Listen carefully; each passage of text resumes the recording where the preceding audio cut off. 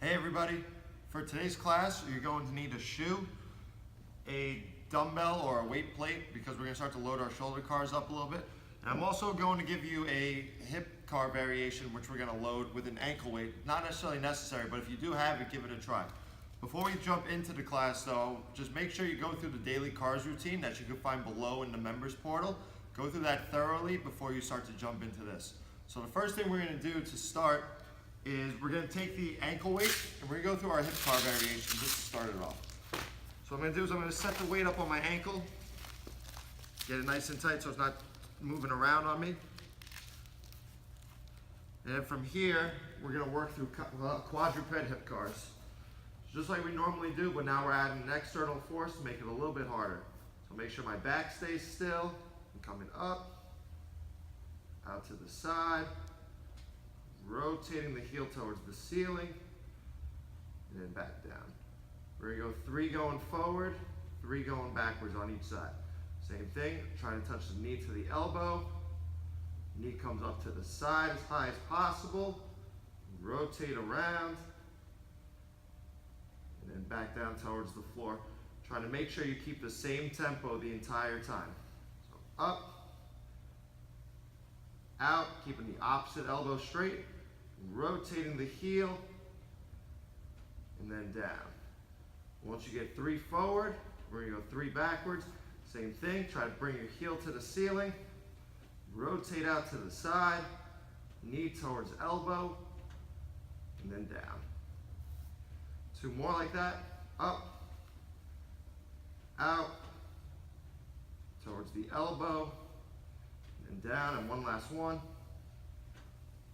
Trying to build a little bit more tension with each rep. Once you get your 3 there, we'll switch ankles and then go to the opposite side. Same thing, if this is too difficult, don't worry about doing it with a weight. Just keep working on getting your maximal range of motion with your own body weight. So again, just make sure that it's tight on you so it's not sliding around. And then go and do the same thing. So stacking myself up, make sure that my spine's not moving around as I go through this. Knee up, out to the side, rotate the heel towards the ceiling, and then back down. 2 more going forward.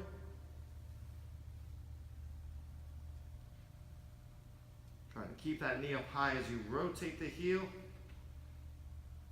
And then 1 last one. Knee towards elbow. Knee out to the side.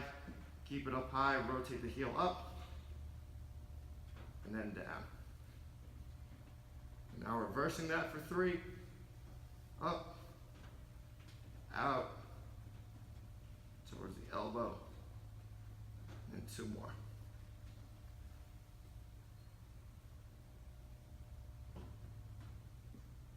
We got 1 last rep.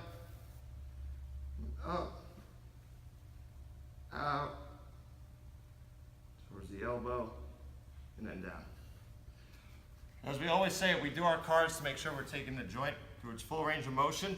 This is just a way to load it a little bit more, to make it a bit more challenging, to allow that tissue to receive more of a stimulus. So that's how you would do it for the hip. For the shoulder now, we're going to set up in tall kneeling. We're going to do the same thing with the dumbbell here. So what I'm going to do is I'm going to reach out towards the camera, get up as high as I possibly can, rotating out away from me, and keep trying to stay on that same line as I come down. Then my hand faces away. I'm going to reverse the movement, extending back, rotating out, coming over the top, and then slowly coming down. So I'll show you guys from the side so you can see. So reaching up towards the ceiling. I like to put my thumb on top of the bell, just a big thumb up towards the ceiling. Rotating, trying to keep that thumb facing the ceiling. I'm going to start to rotate. And then I finish at my side. Hand is facing towards the camera. Reversing. Trying to draw the biggest circle I possibly can. We're going to do one last one. Reaching out in front as far as possible, reaching up, rotating the palm away from me, trying to stay on that same line the whole time. And then reverse one last time, back, over the top, and then down. So I'm using a 5 here, and you'll see it makes it a lot more challenging. If you have a 2.5 or a 3 pound dumbbell to start with that, and then work up from there.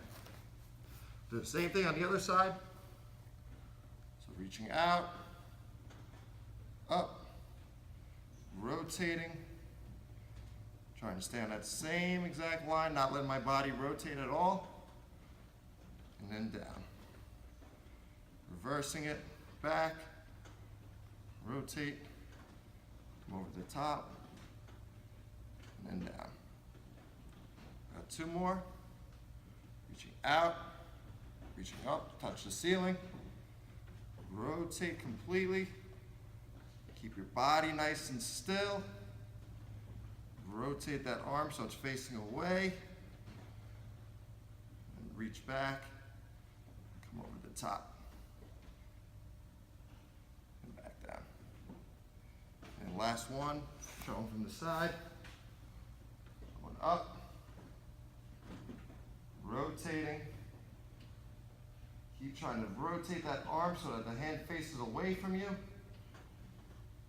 Extend back. Come over the top. And slowly control it back down.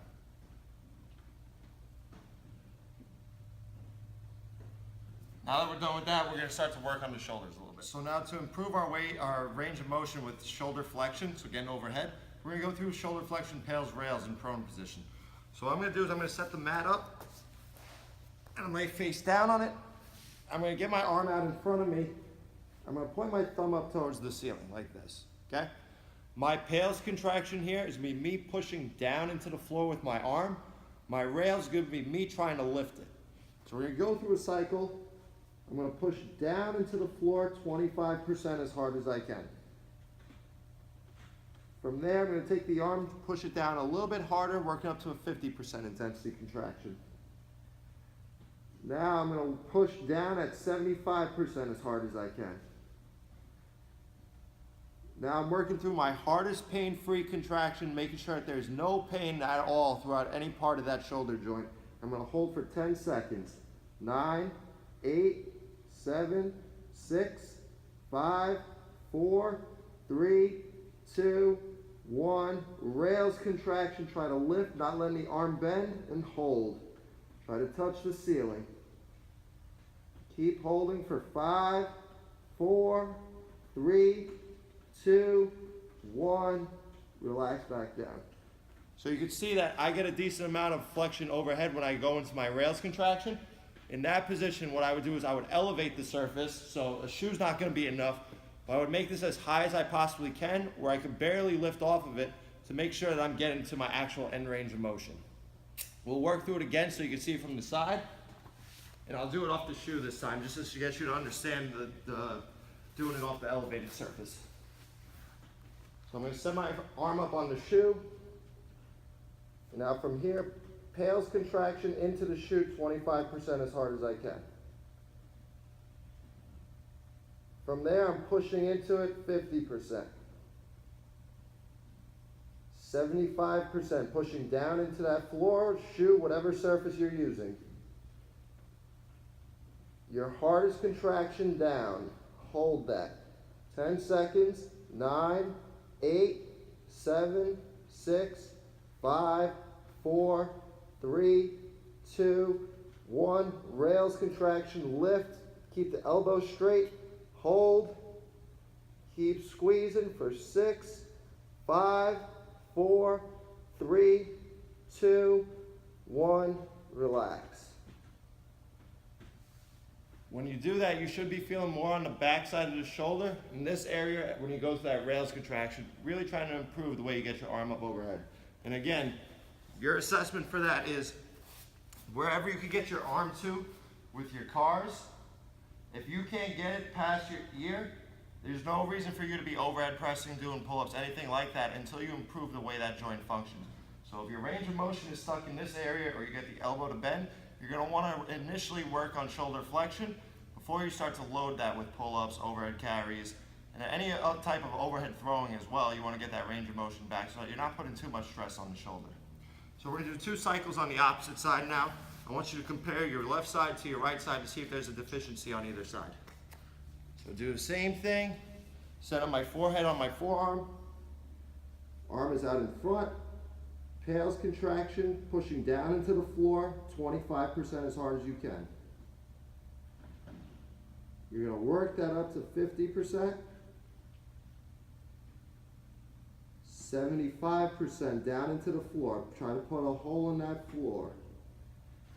And now your hardest contraction down into the floor, holding for 10, 9, 8, 7, 6, 5, 4, 3, 2, 1. Rails contraction, lift towards the ceiling and hold.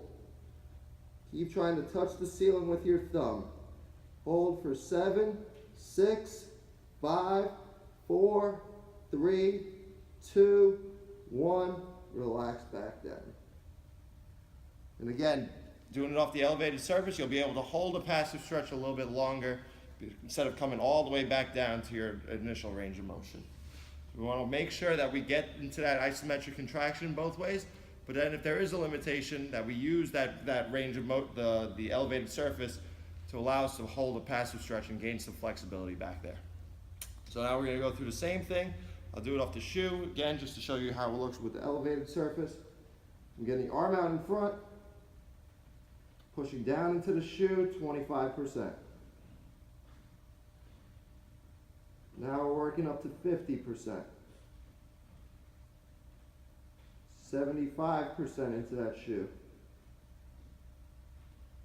100%, your hardest contraction, pushing down into the shoe, holding for 10, 9, 8, 7, 6, 5, 4, 3, 2, 1. Rails contraction, lift off and hold for 10, 9, 8, 7, 6, 5, 4, 3, 2, 1. Relax. Now from the shoulder PAILs rails, what we're going to do now is a shoulder swimmer hover, which is going to also improve not only flexion, but extension, internal rotation, external rotation of the shoulder as well. And we're going to do it in prone again, just to make it a little bit more of a controllable environment. So what I'm going to do is I'm going to set up from the side. I'm going to lay face down. What I'm going to do is I'm going to take my hand and I'm going to put it behind my head. So what you're going to do is put your forehead on the floor. We're going to put the opposite arm to our side, push it into the floor. I'm going to lift off of my back as high as I possibly can. I'm going to extend out in front. I'm going to bring the arm down to the side, trying to touch the ceiling with the top part of my fingertips. Rotating the palm over. I'm going to come straight to my side, keeping that arm up as high as I can. And I'm going to handcuff myself, putting my arm on my back as high as I can under control. Then from here, I'm going to reverse the movement, trying to pull the arm off with my shoulder blade first. So I'm lifting everything up. I'm going to extend back, trying to touch the wall behind me and up towards the ceiling. I'm going to rotate into a capital T position, bringing the thumb up towards the ceiling, coming up into a capital Y, hinging at the elbow, and then relaxing the hand back on my head. So again, just like we talked about with our cars, if there's any pain with that, back off the range a little bit. What we will see with people with limitation with internal rotation, so going back, is that they'll try to reach too high up on their back, and it'll cause some pinching on the front side of the shoulder. So if you can only get to here without pain, that's fine. That's something we'll improve on over time. So we go through our second rep now, resetting yourself. I'm going to put my hand on the back of my head, elbow on the floor, and now I'm going to try to lift my hand and my elbow up high at the same time. And from there, I'm going to reach out in front, try to touch the ceiling with the top part of my hand, capital T position, rotate the palm over, keep the arm up high, bringing it down towards my side, hinging at the elbow, touching as high in a pain-free spot as I can, and then relaxing.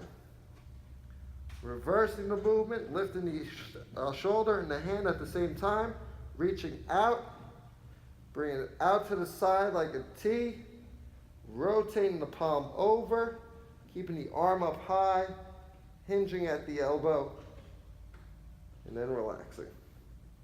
We're going to do one last rep before we switch sides. Same thing, hand and shoulder coming up together, reaching out in front, bring it out to the side, rotate the palm, coming down to your side pocket, try to touch the ceiling with the hand, and then hinging, relaxing on your back. One last reversal of that, hand and shoulder lift at the same time, reaching back, reaching out to the side, keep the arm up high, rotate the palm, keep the hand up high, hinge at the elbow, and then relax. Now we're going to switch sides. Like we talked about before, compare the right side to the left side. Try to make sure we keep it as balanced as possible as we go through this. The same thing, forehead's going on the mat, opposite arms to my side, starting with the hand on the back of my head. Gonna pull from the elbow and the arm off the back, reaching up, reaching out like a T, rotating the palm over, try to touch the ceiling, keep that arm up high, hinge at the elbow, and then relax down. Then reversing it, hand comes up high, touching the ceiling, coming out to the side, rotating the palm, coming up high, then back on my head. Go 2 more reps right into it. Extend up, out, try to reach out in front of you as far as you can while keeping the hand up high, and bring it out to the side. Hand stays up high still. Rotate the palm, bring it to your side pocket, hinge at the elbow, and then relax down. Reversing it, hand and elbow come up high, reaching back, out to the side, rotate over, bring it to your ear, hinge at the elbow, then down. We got one last rep before we switch gears and start working on the hips. We're going to up, out, bring it down to the side, rotate, keep rotating, keep reaching back, hinge at the elbow, relax down. And one last reversal of that, reaching back, touch the ceiling, rotate over the top, bring the arm towards your ear, hinge at the elbow, then relax down. So now we're going to start to work in butterfly position and go through different hovers rather than the pails and rails we've been doing. We're going to make it a little bit more dynamic and challenging with our movements. So the first thing we're going to go through is an isometric movement path from butterfly to figure 4 position. And then when we get there, we're going to go through some hovers using that shoe that I mentioned earlier. So to start off, we're going to set up in butterfly position. I'm going to take my left leg. I'm going to try to lift from my foot, pull it into my armpit, extend up, and then put it down in front. From there now I'm going to try to take this foot that's still on the floor, lift, and pull it as tight to my groin as I possibly can. So now we're in figure 4 position. What I'm going to do from here is I'm going to take my shoe, I'm going to put it right to the outside part of my foot. If you don't have a shoe, a yoga block works just fine. Anything that you could use as a target to lift the leg over. So what I'm going to do is I'm going to keep this leg planted, I'm going to keep my body nice and still, I'm going to try to lift my foot over the shoe. And gently put it down. Now we do is take the shoe again, put it back to the outside of the foot, and do the same thing, trying to build tension throughout this entire leg, squeezing the arms hard, squeezing my fists hard. Lifting over that shoe. Do the same thing 2 more times. Build up tension. I found that it's a little bit easier to lift off if I'm pointing my toes away from me, so I'm really trying to build up tension throughout this entire leg. Squeezing my foot hard, pushing this foot down hard into the floor, lift and hold. And then one last one. Build up your tension, trying to really squeeze hard to get that leg over the shoe. Squeeze, lift, and down. Now relax for a second, and we're going to reverse it, bringing this foot back over. Build up your tension, lift, over. Do that 3 more times. Build up tension, over. Last 2.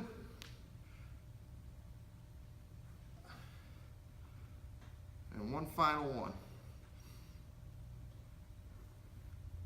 Now we're going to switch sides. We're going to go back into butterfly and then transfer into the opposite side from there. So I'm lifting from the foot, pulling it into my groin, dropping down into that butterfly position. I'm going to lift the opposite foot up into the armpit, extend up, and then down. Take the shoe back to the outside part of the foot. We'll do 4 hovers over again, and then bring it back the same way. Stay nice and tall, lift, gently put it down. The shoe back to the outside of the foot, lift, back down. What we're working on here is learn how to control flexion with abduction as we get further and further out. Getting us to our true end range, learn how to stabilize there. And one last one.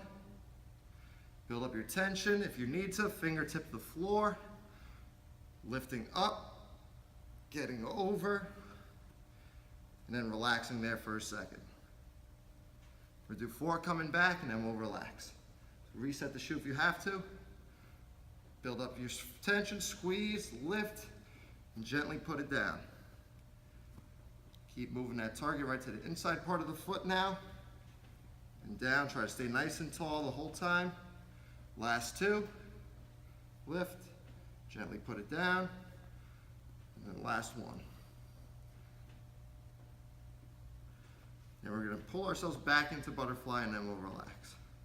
Lift, in, and relax. So now we're going to go over another isometric movement path that we could do from butterfly position, and it's going to be going butterfly to 90-90. So what I'm going to do is I'm going to set up in my butterfly position again, just like we did earlier. I'm going to get nice and upright, and now here, my 90-90, my right leg is going to be my trail leg, my left leg is going to be my front leg. So what I'm going to do is I'm going to take my right leg, I'm going to try to lift it up, pull it into my armpit, rotating around. I'm going to drop it into a 90-degree angle. So hip to knee, knee to ankle. This foot is still in my groin. What I'm going to do from there is I'm going to try to lift from my foot and then bring it out in front into that opposite 90. So now I'm in 90-90 position. Make sure that I'm in my proper angles. And now from here, we're going to reverse that. So what I'm going to do is I'm going to pull the foot to my groin, gently putting it down. I'm going to try to lift this whole leg off the floor, rotating around, then bringing back down into that 90. Now I'm going to do the same thing on the opposite side. We're going to do 3 reps on each side. So I'm going to lift from the left foot now, try to bring it up into my armpit, rotating around, and then putting it down into 90. Same thing, trying to lift from the foot, getting it out in front into my 90 here. Same thing, lift from the foot, lift from the back leg, rotating around, try to stay tall, and then dropping back into 90. And do 2 more on each side. If that's difficult from there, you could do it with your hands back, rotating from here. If there's any pain with it, I suggest doing that one instead. So I'll show you a rep there. If you're good with the first variation, the progression of that, just stay with that. If you're not, lean back a little bit so that you don't have as much hip flexion necessary to complete the movement. And you're going to lift, rotate, drop into 90. Same thing, my hands are on the floor, lift, drop into the front 90. Now reversing the movement, lifting from the foot, lifting from the back leg, rotating, pulling it into the armpit, and then back down. Now we're going to go to the opposite side, same thing, we're going to take the hands off the floor now, lift up from the foot, rotate the knee into the armpit, rotate around, drop it into 90. Lift from the front foot into the other 90. Lift from the front foot again, pull it into that groin. Lift from the back leg, pull it into the armpit, and then back down. So just like the swimmer hovers we did earlier, now we're working on flexion of the hip. We're also getting internal external rotation as well. So you'll start to see when we do our PAILs rails, those are isometrics, and then we do stuff like isometric movement paths, hovers, any type of end range or full range movement. Because we did those isometrics, we have better control when we go into a dynamic movement like this. So again, if there's issues with this, go into isometrics, learn how to contract in those positions, and you should open up the range of motion when you go into more dynamic stuff like we're doing now. So now one last rep on each side. I'm gonna lift from the right foot, up, rotate in, pulling my leg around, dropping into 90. Lifting from the front foot, dropping into that other 90. Then reversing it, lift from the foot, slowly putting it down, lift the back leg, pull it into the armpit, and then dump it down slowly. Last rep, lift foot, pull into the armpit, rotate around, drop that 90-degree angle, lift the front foot, down in front, reverse it now, pull that foot in, lift that back leg up, pull it into the armpit again, dump it back down slow and under control, and then relax. So that'll wrap up this week's class. As always, if you have any questions about some of the exercises we do or any suggestions or want to see an exercise that could help with you with any limited range of motion you might have, please shoot us an email, shoot us a message on here, just to make sure that we're starting to see progress with whatever you want to accomplish going forward. It's important to make sure we have good mobility for everything we do. That's the reason why you're part of this, and we want to hear back from you guys to make sure that we're allowing you guys to really experience the service we're trying to provide you 100%. Until next week,